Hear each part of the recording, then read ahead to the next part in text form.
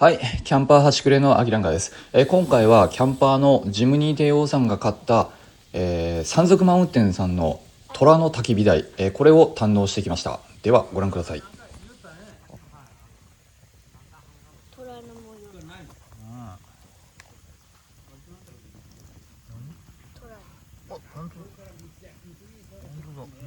さっきが赤かったです。すごい。あ、こうか。こう見たら虎だ。あ、虎だこれ。あ、なるほど。目、鼻、眉間。あ、もっと赤くなるよ。なんか。もっといい。え？そっち側も？いや、違う。こっち側だけ。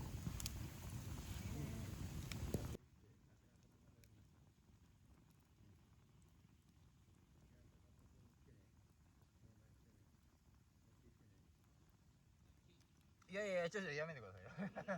はい、変なこと言うのやめてくださいよ。